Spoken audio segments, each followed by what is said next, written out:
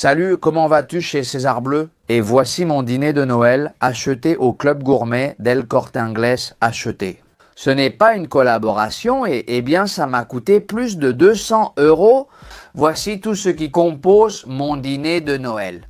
Oui, il y a des entrées, il y a un plat principal, enfin 2 plats principaux pour ne pas avoir faim. Il y a un dessert, il y a un vin complet. Je vais me régaler comme un roi et je vais vraiment en profiter.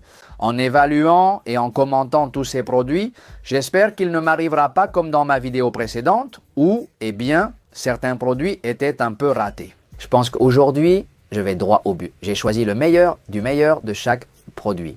Plein de choses que je ne connais pas. Je pense qu'ils vont vraiment me faire plaisir. Alors si tu veux profiter avec moi, reste là car la dégustation commence. Comme il y a tant de débats autour des fromages et des commentaires que je fais à leur sujet, j'en ai apporté encore plus. Ceci est un paquet qui contient 3 fromages, un demi-affiné, un affiné et un grande réserve. Deiano, c'est écrit, là-haut, le meilleur fromage du monde. Je n'aime pas trop les marques qui se proclament elles-mêmes comme les meilleures dans quelque chose, mais bon, ici c'est écrit, ils disent qu'ils ont un prix des World Cheese Awards. Je vous ai déjà dit que depuis qu'on a récompensé un fromage à croûte non comestible, j'ai arrêté. Et celui-ci, je l'ai cherché spécifiquement, sans aucune histoire, rien du tout.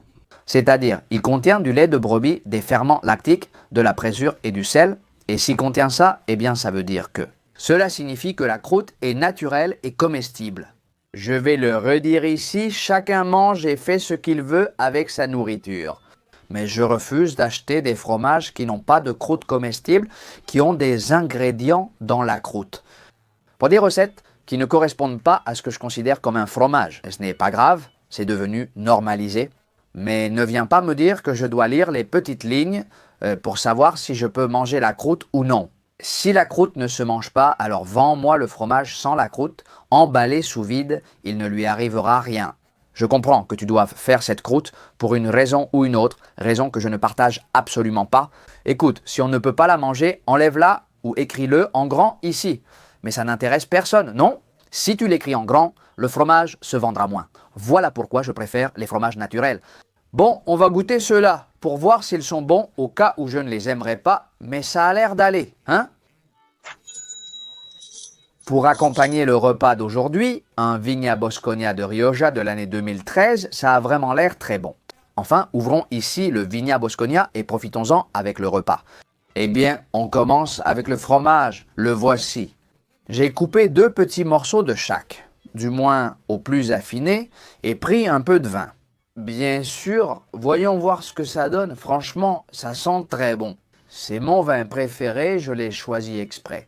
Je n'avais pas goûté celui-ci en particulier, mais je sais que c'est le genre de vin que j'aime. Oh, il est vraiment excellent. Tu sais que je ne commente pas beaucoup parce que je ne me considère pas encore assez connaisseur pour en parler comme il faut. Pour cela, je me forme. Cette semaine, j'ai enregistré une vidéo que je publierai prochainement. Lors d'une dégustation privée, il n'y avait que le sommelier et moi. Alors non, en parlant de vin, il y avait aussi un chef qui nous a expliqué comment les vins s'accordent avec les plats. Ce sera une conversation très intéressante qui te plaira et t'apprendra sûrement beaucoup. Bon, j'y vais, donc pas au nougat, mais au fromage. Voyons comment il est. Je commence par le moins affiné de tous qui a déjà un arôme incroyable. Le fromage est à 36 € le kilo, c'est cher, non? Putain, c'est un délice, mon Dieu, quelle texture, mais vraiment, c'est un grand fromage. La croûte le dit déjà sur l'emballage, elle est comestible, j'insiste, ce n'est pas donné, mais c'est très bon, un goût très pur de lait de brebis. J'apprécie son affinage, même si je préfère les fromages très affinés. Alors que c'est le moins affiné des 3.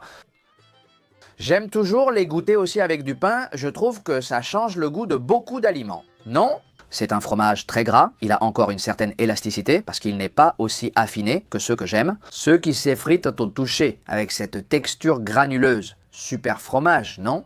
Super fromage, super fromage. Pour l'instant, il commence avec les félicitations. Fromage suivant, le fromage affiné. Celui-ci sent déjà beaucoup plus fort, rien qu'au toucher, c'est déjà autre chose. Il est plus dur, plus concentré. Mon Dieu, quel fromage! Oh, qu'est-ce qu'il est bon! Quelle puissance de goût! Il n'y a même pas besoin d'en rajouter. Je ne sais pas pourquoi se compliquer la vie à cuisiner ces jours-ci, parce que ce genre de choses, les apéritifs déjà prêts à manger, pour moi c'est un vrai délice, à n'importe quelle période de l'année, et en ce moment encore plus. C'est un Dix, hein, j'insiste, je trouve que c'est un fromage cher. Sa saveur est très puissante, je le trouve aussi plus gras que l'autre, ce qui me plaît. Il va merveilleusement bien avec le pain. Je passe à l'affiné, le plus aromatique de tous avec un arôme très fort. Celui-ci est beaucoup plus gras. Il te tache déjà les doigts au contact. Oui monsieur, ce sont mes fromages préférés. Aujourd'hui, tout ce que j'ai acheté vient d'Espagne. Ce fromage, évidemment, a aussi une texture très crémeuse. Il pique un peu. Il reste accroché ici au fond de la gorge, mais pas trop, hein? À mon avis, ce fromage fait partie des meilleurs que j'ai goûté, hein? L'un des meilleurs. Celui-ci est un fromage beaucoup plus rassasiant, comme je te dis, plus gras, je l'aime beaucoup plus. La texture avec du pain, c'est délicieux. Toutes ces charcuteries avec du pain sont toujours bien meilleures. Prends en compte qu'elles ont pratiquement été créées pour être mangées comme ça, avec du pain, non? À la campagne, dans la besace, les bergers. Eh bien, ils prenaient fromage, pain et vin pour le voyage. Tu vois, ça s'appelle déjà fiche gourmet. C'est-à-dire que c'est dans le club du gourmet et il est écrit que ces gourmets, ce sont des filets de sardines fumés. Je crois que je n'ai jamais goûté ça. Plusieurs labels, Best of Gourmet Selection, Great Taste 2019 et un label 2023. C'est une semi-conserve. Il faut la garder au frais entre 0 et 4 degrés. Et pour les ingrédients que j'aime tant regarder, il contient des filets de sardines, de l'huile de tournesol, du sel et un arôme de fumée. Mon Dieu, vraiment. Je pensais que c'était fumé, mais non, ce n'est pas fumé avec de la fumée, c'est fumé avec un arôme de fumée. Enfin, allons-y, goûtons-le. Et voici la sardine. Bon, j'ai mis seulement un filet de sardine, il y a 5 filets de sardine. J'ai cru voir, on verra le résultat. J'ai retiré un maximum d'huile, mais quand tu presses, il en sort encore. Ça ne sent pas fort la fumée, mais je te confirme que c'en est et que ce n'est pas naturel. Texture curieuse, hein? J'aime bien, mais c'est une texture, comment dire, ça fond dans la bouche. Elle a beaucoup perdu de la texture propre à la sardine. Je ne sais pas trop comment te dire, mais je ne sens pas vraiment le goût fumé, même si c'est ce qui m'avait le plus attiré. Ça ne me déplaît pas, mais ça ne me passionne pas. Je n'aime pas trop la texture, je m'attendais à autre chose. Je pensais obtenir quelque chose de plus ferme, comme l'anguille fumée. Ce n'est pas ce à quoi je m'attendais, mais ce n'est pas mauvais. Pas du tout, mais je pensais que la texture serait plus proche du saumon ou de la truite fumée. Je trouve ça un peu trop. De l'huile, moi je vais tremper un peu de pain pour voir ce que vaut cette huile. Bon, c'est de l'huile de tournesol, je ne remarque rien de particulier. C'est vrai que le poisson fumé n'a aucune arête, ce sont juste les filets, rien d'autre. Mais bon, ce n'est pas mauvais. Je ne le reprendrai pas, je lui donnerai un 6 si je devais noter, on continue. Ceci est du pâté enjouté. On dirait un produit français d'Albert Borona, que je ne sais pas qui c'est.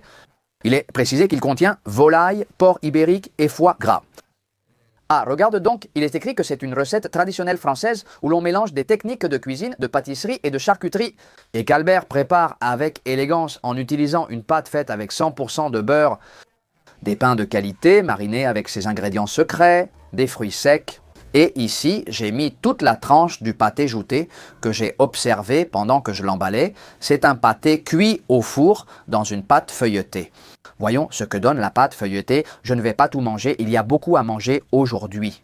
Il y a du vrai foie, on le voit à la texture, ça sent très bon. Voyons ce que ça donne. Ah, quelle chose curieuse, c'est vraiment bon en fait. Je ne sais pas si ça se mange chaud, je l'ai servi froid, directement du paquet, c'est très bon.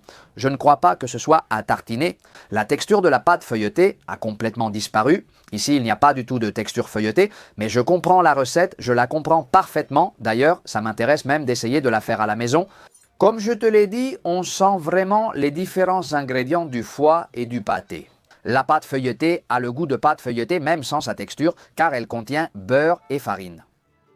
Si tu regardes le prix au kilo, c'est plus de 70 €, mais acheter une feuille comme ça n'est pas si cher. Et c'est vraiment bon. J'ai dit que je ne le mangerai pas en entier, mais j'en ai vraiment envie. Je vais en prendre un morceau. Une autre petite feuille, c'est vraiment bon. On sent la qualité du foie. Ça pourrait presque être un plat principal. J'ai dit que j'avais tout apporté d'origine espagnole. Ceci est fait ici en Espagne, même si la recette est française. Je vais en manger un autre morceau. Je ne peux pas résister. J'ai trop envie de goûter. Dis-moi en commentaire si tu en as déjà mangé et trouves que je le mange mal ou que ça se mange chaud. Vraiment? Vraiment délicieux, les saveurs sont équilibrées et la bouchée n'est pas trop grasse. Écoute, qu'est-ce que tu veux que je te dise? Pour un petit morceau qui reste ici, il ne va pas rester. Je ne peux tout simplement pas résister. Très bon, je trouve que la saveur est super naturelle. Tu sais que j'accorde beaucoup d'importance à ça aussi avec les conserves, avec les choses pré-cuites comme ça. Ça m'a même paru peu tant c'est bon. Ouais, une excellente note. Attention à ça. Crabe araignée dans son jus, la mère qui m'a coiffé, marque Félicia Gourmet, 116 € le kilo. Eh bien, ça a intérêt à être bon, non? Voyons voir ce qu'il y a dans cette toute petite boîte. Eh bien, juste de la chair de crabe araignée et du sel. C'est pas mal, hein? Regarde, c'est juste la chair de crabe araignée dans son jus. Je vais l'ouvrir pour voir. Voici la boîte. Comme je l'ai fait à d'autres occasions, j'aime bien l'ouvrir hors caméra pour ne pas me salir et la servir directement dans la boîte. Normalement, il faudrait le mettre dans une assiette, le servir d'une certaine façon, mais bon, dans ce cas, c'est pour que vous voyez la quantité qu'il y a. Elle est remplie à ras-bord. Ça revient à 116 € le kilo, hein? Ce n'est pas rien, mais bon, c'est uniquement la chair de l'araignée de mer avec un peu de jus. Voyons ce que ça donne, elle est émiettée, comme tu vois. Eh bien, ce sont les petites pattes et un peu le corps. Ça a vraiment un goût de mer. Fruits de mer, même si la texture ne me convainc pas, c'est très bon. Je vais finir toute la boîte, hein? Impossible de résister quand c'est si bon, n'est-ce pas? Je sais que faire ça, c'est un sacré boulot, hein? C'est la chair, surtout des petites pattes, plus que du corps. Je ne sais pas pourquoi j'achèterais à nouveau la boîte au lieu d'acheter une araignée de mer, hein? Surtout à ce prix-là, bien sûr, pour obtenir cette chair, combien d'araignées de mer il te faut? Je te le dis aussi, mais je ne sais pas, c'est amusant, hein? Ce n'est pas trop salé, c'est bien, la texture est bonne, je n'aurais jamais imaginé ça. Dans une conserve, je préfère largement le frais, contrairement aux moules que j'aime autant fraîches qu'en escabèche. Pour te donner une comparaison, non, mais ce n'est pas si mal. Par contre, la quantité, comme tu vois, est très petite. Tu le prends tout de suite, bon, c'est bon, je m'attendais à un peu mieux aussi, je te le dis, je m'attendais à ce que ce soit plus délicieux, même si ce n'est pas mauvais. Je ne sais pas vraiment à quoi il me servirait, peut-être sur du pain avec une sauce ou directement dans l'assiette. Et toi, comment tu prendrais ça à la cuillère comme moi? Si tu veux en acheter pour en boire à la maison, combien de canettes faut-il pour le partager? Ou tu en mets juste un peu à chaque convive ou quoi? Je ne sais pas à quoi ça servirait. On va continuer, fais attention à ça. Un ormeau, une patelle royale à l'huile d'olive, c'est probablement l'un des produits les plus chers que j'ai jamais apporté sur la chaîne. Il coûte 539 € le kilo, c'est de la marque Club del Gourmet. Bon, alors, il est indiqué qu'il y a de l'ormeau dans de l'huile d'olive et du sel. Ouf, eh bien, il a intérêt à être bon, hein? Ça m'a tout de suite attiré l'attention dès que je l'ai vu là-bas, au Club del Gourmet. Il pouvait pas choisir entre ormeau à l'huile d'olive ou nature.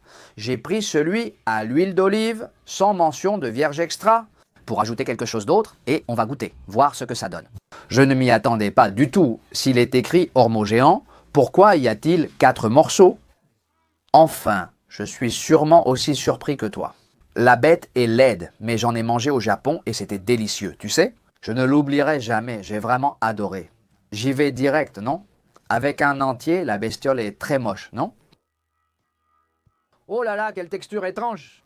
Oh, quelle déception, ça ne me fascine pas, je ne sais pas à quoi te comparer ça, c'est comme une gelée, ça me rappelle un peu l'huître, je n'aime pas trop, ah là là, et cette déception, qu'est-ce que tu en penses, Dedeva? Tu en penses quoi? Que je n'aime pas? Des huîtres avec de l'ormeau, au moins j'ai satisfait ma curiosité, quelle texture étrange! Ça ne ressemble en rien à cet ormeau-là, ou ormeau, bon, c'est que, comme c'était en anglais, on dit abalone, ici il y a un accent sur le O, mais mince, ça ne ressemble en rien à l'ormeau que j'ai goûté au Japon. Mais en rien, vraiment en rien, c'est pire, en plus, enfin, quelle texture étrange il y a. Comment ça se fait que je n'aime pas, hein? Je n'aime pas vraiment, même le goût que l'huile a gardé, je n'aime pas. Ça, oui, ça a vraiment un goût de conserve. Je ne sais pas pourquoi je n'aime pas, mais je n'en mangerai pas un autre. Là, ça ne m'attire pas du tout, physiquement. Tu vois bien qu'il est un peu moche. Je ne vois pas l'utilité, sauf en mettre un par convive dans l'assiette au moment de déguster. Bien sûr, des huîtres. Je ne dis pas que c'est mauvais ou avarié, non, comme je le précise toujours dans mes vidéos, c'est mon avis subjectif. Moi, la seule chose dans laquelle je suis expert, c'est profiter et partager mes expériences avec vous. Peut-être achetez-vous quelque chose qui m'a fasciné mais pas vous, et inversement, vous essayez cet ormeau et l'appréciez beaucoup. Mais où je n'aime pas, hein? Je n'aime pas. Ensuite, je le testerai avec la famille, on verra bien. Je n'aime pas manger ce qui ne me plaît pas. Je ne vois pas pourquoi je devrais souffrir avec quelque chose. Et ils vont rester là, hein? Oh, quel dommage j'avais. Tu sais, j'avais vraiment très envie de goûter leurs mots. Je t'explique comment j'ai fait la vidéo et comment j'ai l'habitude de les faire. Je fais plein de tours au Club du Gourmet et je prends des notes sur les produits qui attirent le plus mon attention. Hein, j'analyse tout ça ensuite chez moi, tranquillement, je fais la sélection et un autre jour, je retourne au Club du Gourmet pour acheter les produits. Et pourquoi? Tu veux que je te le dise? Parce que c'est l'un des premiers que je suis allé chercher. Je me suis dit, au cas où il serait en rupture de stock. Ouf, eh bien, ça ne m'a pas fait vibrer, donc je continue parce que je pense que la suite va être très bien. J'adore cette marque, je l'ai déjà essayé plusieurs fois, c'est la marque Lucan de Donostia. Et ça, eh bien, tu le vois déjà, ce sont des poivrons farcis au chipiron, recette maison, il est écrit, préparé avec beaucoup de soin. Il faut réchauffer ça, il est écrit 2 minutes, donc j'imagine que c'est si tu le fais au micro-ondes. Voyons ce qu'il y a là-dedans. Eh bien, il y a du poivron del piquilo, évidemment, de l'acide citrique, un durcisseur, c'est du chlorure de calcium, de l'huile de tournesol, du lait, de la farine de blé, du beurre, de la sèche, de l'encre de sèche. Ah, et du chipiron aussi, je dis, ne me dis pas. Mais le chipiron représente seulement 3%, c'est tout. Écoute, les poivrons farcis au chipiron ne contiennent que 3% de chipiron. Eh bien, c'est incroyable. J'imagine qu'ils vont être très bons, parce que je t'assure que j'ai déjà goûté d'autres produits de cette marque, mais attention, il n'y a pas beaucoup de chipiron, hein? Eh bien, voici les poivrons qui étaient là dans le bocal. Il y en avait 4, ce sont ces 4-là. Je les ai préparés dans ce plat en terre cuite. Je vais le couper car je pense que ce sera très chaud. Voyons le résultat. Le poivron farci avec 3% de chipiron est très noir à l'intérieur. C'est très bon, mais quelle est cette étrange pâte? La pâte a un goût étrange, tu trouves pas? Alors, il y a beaucoup de farine et c'est comme une crème. L'intérieur, où je ne sens ni la morsure du chipiron, ni celle de la sèche, ni rien, c'est comme si tout était très broyé. J'adore cette sauce, elle est très bonne. Comme je te dis, Joline, soit je suis trop exigeant, soit je ne comprends pas ce qui se passe. Je ne sais pas si on le verra avec la caméra du dessus, mais c'est une crème très lisse, sans aucun morceau comme dans des poivrons farcis au chipiron. Ce n'est pas comme une béchamel avec un peu de goût, un petit goût de chipiron. Mais ce n'est définitivement pas ce à quoi je m'attendais. Surtout si je dois juger ça comme des poivrons farcis au chipiron. Je ne trouve pas ce goût. Non, franchement, la sauce est à s'en lécher les doigts, littéralement. Mais personnellement, les poivrons farcis au chipiron n'ont pas du tout le goût de chipiron, hein?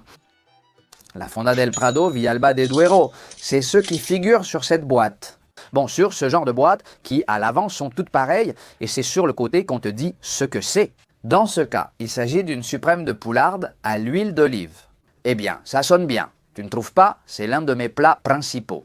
Ça, ils le font. Ah, regarde à Villalba de Duero, qui est indiqué ici comme étant à Burgos et qui a des ingrédients comme j'aime vraiment, comme j'aime jeter un œil aux ingrédients et vérifier que ce sont des choses qu'on mettrait à la maison. 100% naturel, blanc de poularde, huile d'olive, sel, épices. Les fois où j'ai goûté la poularde, elle était un peu sèche. Voyons si ce n'est pas le cas cette fois-ci. Il va falloir réchauffer ça d'une manière ou d'une autre, donc je vais le chauffer un peu et ensuite en profiter car voici toute la boîte telle qu'elle. Heureusement que je l'ai relu, ça ne se chauffe pas, hein? Ça ne se chauffe plus, je me disais, parce qu'en plus, rien qu'en le voyant, je me suis dit, oula, si je le chauffe, ça va rester comme ça, c'est sec en fait, c'est déjà bien sec. C'est plutôt fait pour le mettre dans une salade, mais bon, je n'ai aucune salade dans laquelle le mettre. Alors voyons voir ce que ça donne. Oh là là, quelle surprise! C'est super bon! Ce n'est pas juste bon, c'est vraiment délicieux. Je m'attendais à quelque chose de très sec, mais pas du tout. Hein? C'est super bon, c'est délicieux.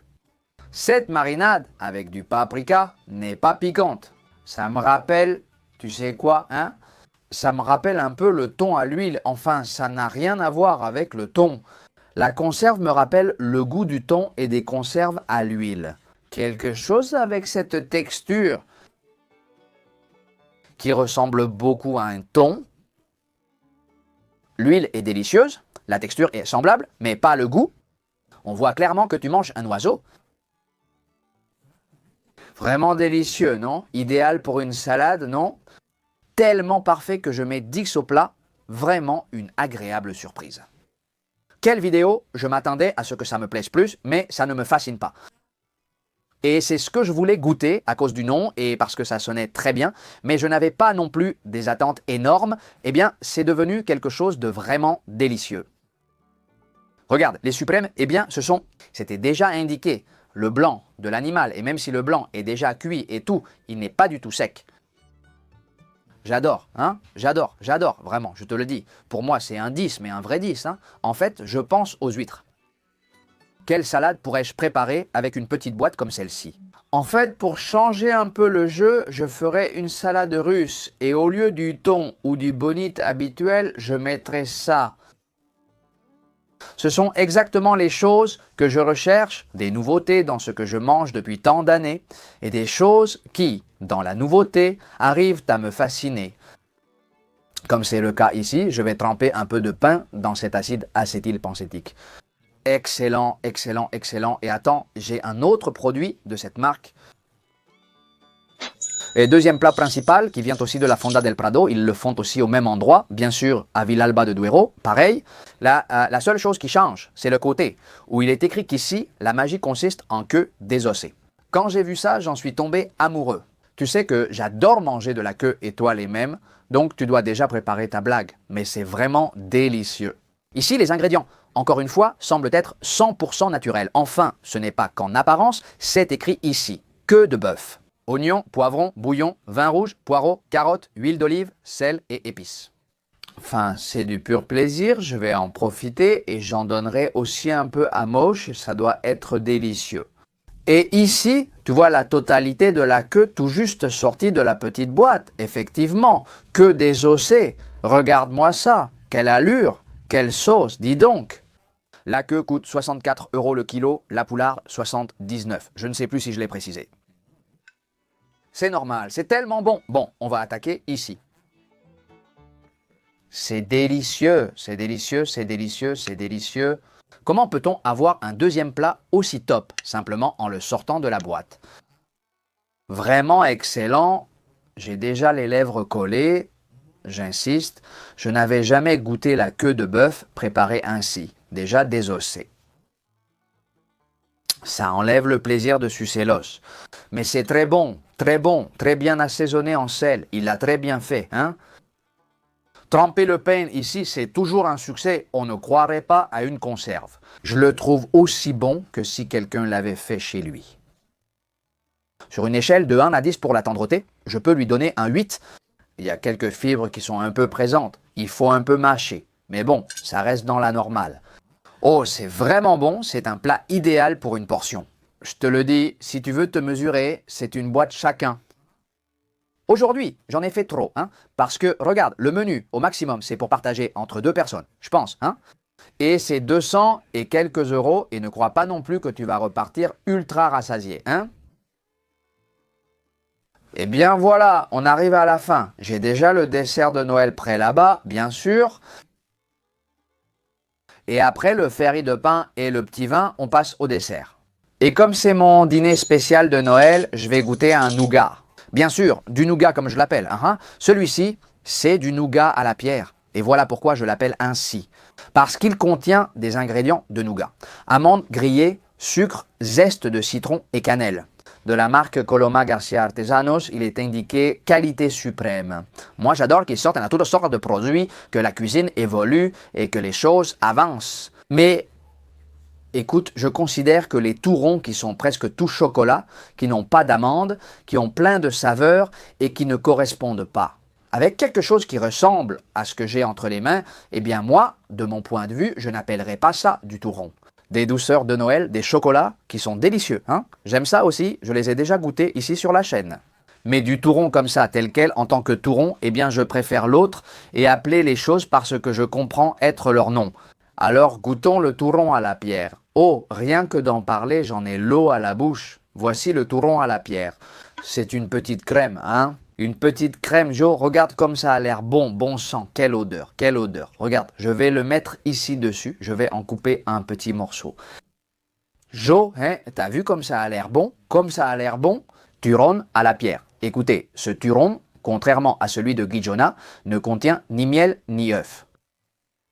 Normalement, on le faisait dans un moulin en pierre. On moulait tous les ingrédients. Il a normalement une touche un peu plus citronnée. C'est une petite crème, comme tu peux le voir. Voyons si ça ne se défait pas. Oh, quelle folie! Oh, quelle folie! Mon Dieu, c'est un délice. Comment ça colle au palais? Je vais m'en refaire un petit. Ça colle au palais. Oh, quelle merveille! Très crémeux, tu sais que les fruits secs, une petite poignée par jour, c'est bon, ce n'est pas cardio-sain. Le sucre, pas tellement, mais bon, ça, un petit peu par jour, ce n'est pas si mauvais. Quel bon goût de citron à la cannelle. Il y en a vraiment, vraiment, vraiment, vraiment très peu. Quelle onctuosité, mon Dieu. Le turon à la pierre, le dernier qui manquait d'arriver sur la chaîne pour ces fêtes de Noël, je vais en couper une fine tranche de plus pendant que je te raconte les clichés incontournables de cette période. Joyeux Noël! J'espère que vous profiterez énormément de ces fêtes, de la compagnie surtout, et de bons mets et de délicieux festins, comme celui avec lequel je termine la vidéo d'aujourd'hui. J'adore le turon à la pierre, merci beaucoup de m'accompagner une année de plus, encore une année ensemble. Et toutes celles qui nous attendent, j'espère que la vidéo t'a plu. Si c'est le cas, n'oublie pas de mettre un super like, abonne-toi si ce n'est pas déjà fait, active la grosse cloche ding dong pour que YouTube t'avertisse de la prochaine vidéo qui sortira très bientôt. Et c'est tout pour aujourd'hui. Encore une fois, joyeuses fêtes. On se retrouve pour le prochain festin. Au revoir.